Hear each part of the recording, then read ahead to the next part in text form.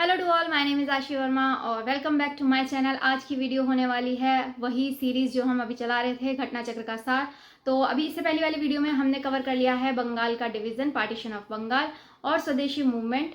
और आज की वीडियो में हम उससे आगे के घटना चक्र में दिए हुए हैं जो चैप्टर्स, मतलब जो टॉपिक, उनको कवर करेंगे। अभी हम आज जो टॉपिक कवर करने वाले हैं वो बहुत छोटे छोटे हैं, तो हम एक साथ पूरे 4 टॉपिक्स को कवर कर लेंगे और जो कि मेरे पूरे एक ही पेज पर आ गए थे।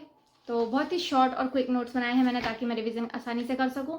और आज की वीडियो में हम जो कवर करने वाले हैं वो हैं Muslim League, parliamentary reform, Congress session and Dadabhai Naoroji. ये सभी इंपॉर्टेंट है। देखिए, हमने अभी पढ़ा था पीछे बंगाल डिवीजन के बारे में, पार्टीशन ऑफ बंगाल जब हुआ था तो उसके बाद जो, वैसे तो कांग्रेस के सेशन बहुत सारे हुए हैं लेकिन उसके जस्ट बाद जो हुए हैं उनसे रिलेवेंट, जो उससे इफेक्टेड थे, उसके बाद उनमें क्या क्या हुआ, तो उससे रिलेटेड हम 3 सेशन के बारे में पढ़ेंगे। उसके बाद एक बहुत ही प्रोमिनेंट पर्सनैलिटी रहे हैं दादा भाई नौरोजी, तो उनके बारे में हम पढ़ेंगे क्योंकि उनके बारे में स्टेटमेंट के फॉर्म में बहुत सारी चीज़ें पूछ ली जाती हैं।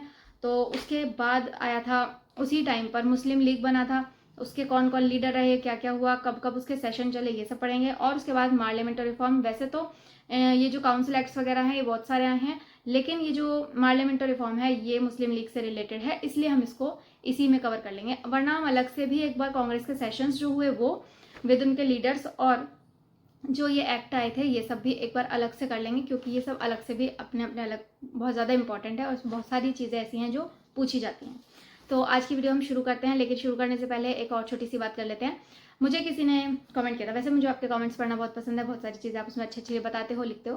तो मुझे किसी ने कमेंट किया था सबसे पहले, तो उन्होंने मुझे बताया था कि 7 अगस्त जब हमने याद किया था कि स्वदेशी मूवमेंट इस दिन चलाते हैं, तो 7 अगस्त को हम हैंडलूम डे भी मनाते हैं। आप भी अपने नोट्स में इसको ऐड कर लेना, ठीक है। तो ये चीज़ उन्होंने बताई थी। और दूसरी चीज़ उन्होंने मुझे कमेंट किया था कि आप अपनी बुक्स से नोट्स बनाएंगे तो ज़्यादा अच्छा रहेगा बजाय घटना चक्र के नोट्स बनाने से। तो मैं बताती हूँ मैं इसका रीज़न कि मैं घटना चक्र के नोट्स क्यों बना रही हूँ, क्यों मैं बुक से नोट्स नहीं बना रही हूँ। मैंने सोचा कि कमेंट्स में मैं इसको अच्छे से एक्सप्लेन नहीं कर सकती, इसलिए मैंने आपको सोचा कि मैं यहाँ पर वो कर देती हूँ, ताकि उनके साथ अगर किसी और को भी ये वाला डाउट हो कि मैं ऐसा क्यों कर रही हूँ तो मैं उसको अभी क्लियर कर देती हूँ। देखो, मेरे पास बहुत सारी चीज़ें हैं पढ़ने के लिए सबके पास होती हैं। तो अभी मैंने अपने सोर्सेज बताती हूँ कि मैं किन किन से, सिर्फ मॉडर्न हिस्ट्री की बात कर रहे हैं। तो देखो, एक तो मेरे पास स्पेक्ट्रम है जो कि पढ़ी हुई बुक है, काफ़ी मोटी बुक है, ठीक है। तो एक ये बुक है, उसके अलावा मेरे पास एक नोट्स हैं, ये भी मॉडर्न हिस्ट्री के ही नोट्स हैं और ये थोड़े छोटे और पतले हैं, लेकिन इसमें सब कुछ इंपॉर्टेंट वाली चीज़ें हैं। इसे पढ़ लेना भी बहुत इनफ रहता है। अगर टाइम नहीं हो बुक पढ़ने का, इसको पढ़ लो 2-3 बार। वैसे मैंने इसको कम से कम 5 से 6 बार पढ़ा हुआ है और इसकी हालत देख के भी आपको लग ही रहा होगा, ठीक है। और थर्ड चीज़ है ये घटना चक्र की बुक, जो कि अगेन बहुत ही ज़्यादा मोटी है, ठीक है। लेकिन बात यह है कि ये जो बुक है ये मेरी नहीं है और मुझे ये वापस करनी है, ये मेरी फ्रेंड की बुक है, ठीक है। लेकिन मैंने इसी बुक को 2 बार पढ़ लिया है, तो अभी मुझे खुद के लिए ये खरीद के लाना इतना ज़्यादा वर्थ इट नहीं लग रहा है। तो ज़रूरी नहीं है कि हम दोबारा से उसको खरीद के लाएं, बट क्योंकि हमें मुझे वापस करनी है और इसमें बहुत सारी ऐसी चीज़ें हैं जो कि बहुत ज़रूरी हैं, पढ़नी चाहिए और होनी चाहिए। और इस बुक से जो मैं नोट्स बना रही हूँ, इसीलिए मैं इससे नोट्स बना रही हूँ क्योंकि मुझे वापस करनी है। और इससे जो नोट्स बन रहा है ना, उसमें जो क्रोनोलॉजी बन रही है वो काफ़ी अच्छी है, बहुत अच्छे से चीज़ों को क्लियर किया गया है। इसलिए मैं बुक से नोट्स नहीं बना रही हूँ, क्योंकि ऑलरेडी मेरे पास मतलब शॉर्ट में कंपाइल हुए हुए छोटे वाले नोट्स हैं, जिसमें मैंने अपनी तरफ से खच्चर पचर बहुत सारी करी हुई है, ठीक है। तो दोबारा से उन्हीं चीज़ों को लिखना मुझे सही नहीं लग रहा है, तो मैं सिर्फ इंपॉर्टेंट वो चीज़ें लिख रही हूँ जो मैं भूल सकती हूँ या बहुत ज़्यादा इंपॉर्टेंट है। और घटना चक्र की ये चीज़ें इंपॉर्टेंट क्यों है, क्योंकि वो वाले क्वेश्चंस आए हुए हैं।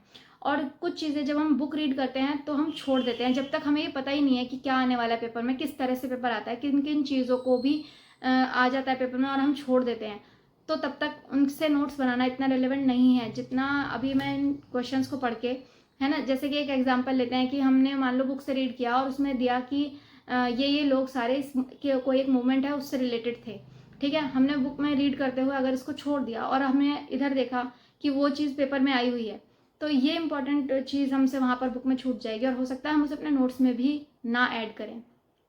तो इसलिए मैं इनके क्वेश्चंस को पढ़ के और ये देख रही हूँ कि क्या क्या चीज़ें ऐसी हैं जो मैं वहाँ पर छोड़ देती हूँ और आ जाती हैं, ठीक है। तो इसमें वो बहुत इंपॉर्टेंट चीज़ें ही कवर हो रही हैं, इस वजह से मैं इसके नोट्स बना रही हूँ। और आपको अगर इसके नोट्स पसंद आए या फिर आपको भी चाहिए हो तो आप ज़रूर इन वीडियोज़ को देखिए और अपना नोट्स को इसी तरह से बना सकते हो या इसी से रिवाइज कर सकते हो, ठीक है।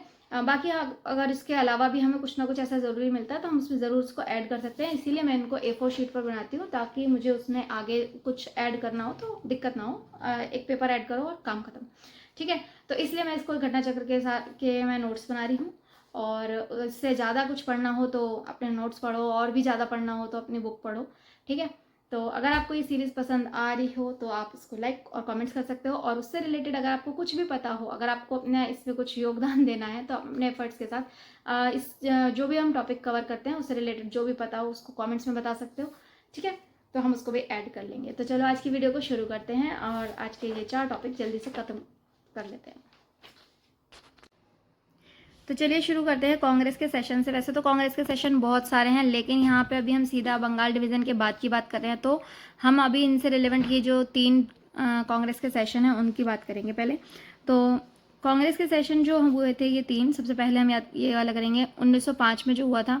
ये तो आपको पता ही होंगे कि इन तीनों को किस किसने प्रेजिडेंट रहे हैं इनके 1905 वाले में गोपाल कृष्ण गोखले ने उसको प्रेजिडेंट रहे थे इसके, और ये हुआ था बंगाल में, ठीक है। अब गोपाल कृष्ण गोखले को महात्मा गांधी ने अपना गुरु माना था, ठीक है। और गोपाल कृष्ण गोखले ने ही फाउंड किया था क्या सर्वेंट ऑफ इंडिया सोसाइटी। ये क्वेश्चन आया हुआ है, सर्वेंट ऑफ इंडिया सोसाइटी के फाउंडर कौन रहे? गोपाल कृष्ण गोखले इन ईयर 1905 में ही इन्होंने फाउंड किया था ये सर्वेंट ऑफ इंडिया सोसाइटी।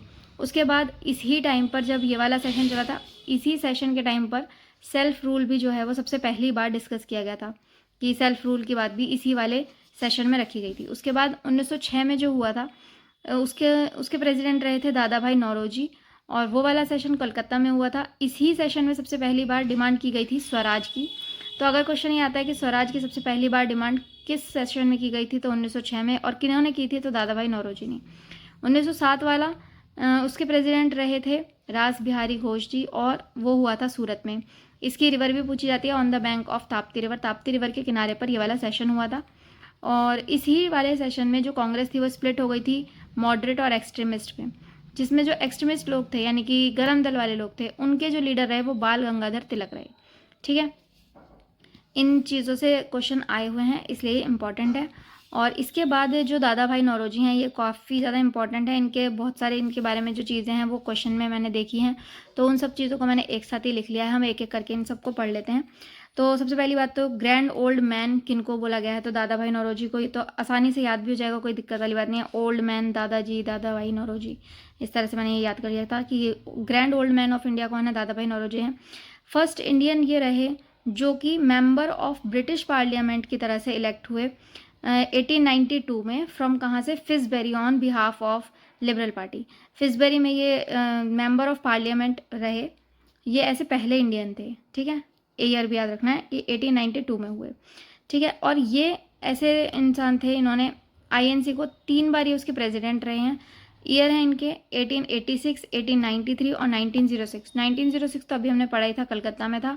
1893 वाला लाहौर में था और 1886 वाला कलकत्ता से हुआ था, ठीक है। ये प्रोफेसर रहे थे मैथमेटिक्स और फिज़िक्स के, कहाँ पर? एल्फिंस्टोन कॉलेज बम्बई में, ठीक है। और इन्होंने स्टार्ट की थी एक मैगज़ीन जिसका नाम था रास्त गोफार, जो कि गुजराती मैगज़ीन थी 1851 में, ठीक है। इन्होंने एक बुक भी लिखी थी poverty and un British rule in India. ये वाली बुक काफ़ी बार आई है, poverty and un British rule in India, बहुत ज़्यादा इंपॉर्टेंट बुक है। ये कई बार आई है कि किन्होंने लिखी है, ठीक है। और इन्होंने वुमेन एजुकेशन इन बॉम्बे ये भी शुरू किया था। और इन्होंने इस्टेब्लिश किया था London Indian society 1865, east Indian association 1866। पीछे से थोड़ा नॉइस भी आ रहा है, उसको आप इग्नोर कर देना, ठीक है। तो ये तो थी दादा भाई नौरोजी के बारे में बातें। अब नेक्स्ट हमारा आता है मुस्लिम लीग, जो कि उसी टाइम पर चल रहा था। 1906 की ही बात कर रहे हैं हम, ठीक है। तो 1906 में 30 अगस्त 1906 में सलीमुल्लाह खान, जो कि नवाब थे ढाका के, उन्होंने प्रपोज किया था formation of all India Muslim league, कि हमें ऑल इंडिया मुस्लिम लीग बनानी है। तो इस बारे में ये कब बनी थी, तो ये भी 1906 में ही बनी थी, ठीक है। इसके सेक्रेटरी कौन रहे थे? मोहसिन उल मुल्क और वकार उल मुल्क, ठीक है। ये इनके सेक्रेटरी थे। जो इसका पहला सेशन था वो ढाका में 1906 में हुआ था। उसके जो प्रेसिडेंट थे, ठीक है, फर्स्ट प्रेसिडेंट जो थे रहे उसके, वो आगा खां रहे। ये 3 अलग अलग लोग हैं और इन्हें अलग अलग तरीके से पूछा जाएगा कि ये प्रपोज किसने किया था, तो सलीमुल्लाह खान ने करा था। पहले वाले सेशन के प्रेसिडेंट कौन थे, तो आगा खां थे। और उनके सेक्रेटरी कौन कौन रहे, तो मोहसिन उल मुल्क और वकार उल मुल्क रहे। ठीक है। इस ऑल इंडिया मुस्लिम लीग, इसे हिंदी में अखिल भारतीय मुस्लिम लीग कहते हैं। ठीक है। तो उसका जो हेडक्वार्टर था वो लखनऊ में रखा गया था। ठीक है। इसके 3 सेशन तो लगातार चले, 1906, 7 और 8। ठीक है। पहला वाला ढाका, 1907 वाला कराची और 8 वाला अमृतसर। ठीक है। और इसके बाद वाले जो थे ना वो थोड़ा इरेगुलर चले हैं, अलग अलग सिटीज़ में चलते रहे हैं। ठीक है। 1960 में ही एक लंदन में भी ब्रांच बना दी गई थी ऑल इंडिया मुस्लिम लीग की, तो ये वाली बात भी इंपॉर्टेंट है। 3 लगातार चले हैं और तीसरे वाले में लंदन में भी बना दिया, लेकिन उसके बाद वो हो गए हैं थोड़े इरेगुलर। जो लंदन में बनाई गई थी इसकी ब्रांच, वो किसने बनाई थी, अमीर अली ने बनाई थी। ठीक है। ये भी याद करने रखने वाली है क्योंकि क्वेश्चन आया हुआ था। एक और बुक थी W हंटर जो ने लिखी थी, द इंडियन मुस्लिम। ये बुक है द इंडियन मुस्लिम, जिसे लिखा था W हंटर ने। ठीक है। तो ये हमारे मुस्लिम लीग से रिलेटेड सारा कंटेंट था। उसके बाद ये सारा का सारा कंटेंट उसी से लिया गया है, बुक से, घटना चक्र वाली। अब इसी से रिलेटेड मार्ले मिंटो, वैसे तो ये जो इंडियन काउंसिल एक्ट 1909 है, इससे पहले भी बहुत सारे आए हैं और इसके बाद भी बहुत सारे हैं। हम यहाँ पर ये वाला इसलिए पढ़ रहे हैं क्योंकि ये मुस्लिम लीग से ही रिलेटेड है। जैसे कि इन्होंने यहाँ पर ऑल इंडिया मुस्लिम लीग शुरू किया, तो इन्होंने इनसे बात की और फिर मार्ले मिंटो के द्वारा ये बोला गया कि आपको अलग से एक सेपरेट इलेक्टोरेट की जो बात है वो आपकी रखी जाएगी। और इन्होंने 1905 वाले काउंसिल एक्ट में कम्युनल रिप्रेजेंटेशन को रखा, एक्सेप्ट करते हुए सेपरेट इलेक्टोरेट, मतलब जो मुस्लिम लोग हैं, जो मुस्लिम लोग खड़े होंगे इलेक्शन के लिए, उनका जो वोट होगा वो मुस्लिम ही करेंगे, इस तरीके की बात करी गई। इस चीज़ को बहुत ज़्यादा कंडेम किया गया गांधी जी और जवाहरलाल नेहरू द्वारा। उन्होंने बोला कि ये जो काम हुआ है ये हमारी यूनिटी को तोड़ने वाला काम हुआ है। तो इस चीज़ को काफ़ी ज़्यादा गलत समझा जा रहा था और बाद में ये चीज़ें जो है वो सही भी हुई थी। लेकिन अभी मार्ले मिंटो ने इस चीज़ को रखा था। ये वाला भी काफ़ी इंपॉर्टेंट है कि सेपरेट इलेक्टोरेट कौन लाया था, तो मार्ले मिंटो रिफॉर्म के थ्रू ये आया था 1909 में। ठीक है। अभी हमने मार्ले मिंटो पढ़ा ही है, ये इंडियन काउंसिल एक्ट, तो हम इसके बारे में और चीज़ें भी पढ़ लेते हैं कि इसके साथ साथ और क्या क्या आया था। इसी टाइम पर ये जो हमारा लेजिस्लेटिव काउंसिल था उसका साइज़ इंक्रीज़ कर दिया था, इसमें लोगों की संख्या को बढ़ा दिया गया था, सेंट्रल और स्टेट दोनों ही लेवल पर। ये फर्स्ट टाइम ऐसा हुआ कि यहाँ पर एग्जीक्यूटिव काउंसिल के तरह से इंडियंस को भी इसका मेंबर बनने का मौका मिला। हालांकि वो सिर्फ एक हमें दिखाने के लिए था, उसमें हमारा कोई भी फ़ायदा नहीं हो रहा था, हमें सप्रेस ही कर दिया जा रहा था क्योंकि उसमें जो ब्रिटिशर्स थे उनकी संख्या हमेशा ज़्यादा ही रही थी, इंडियंस की कम रही थी। तो इस वजह से हमारे कुछ खास फ़ायदे की बात नहीं थी, बट हमें ऐसा दिखाया जा रहा था कि हाँ अब इंडियंस भी एग्जीक्यूटिव काउंसिल के मेंबर्स बन सकते हैं। तो सबसे पहले इंडियन थे जो एग्जीक्यूटिव काउंसिल के मेंबर बने थे वो थे सत्येंद्र प्रसाद सिन्हा। ये क्वेश्चन भी आया हुआ है और वो बने थे एज अ लॉ मेंबर। ठीक है।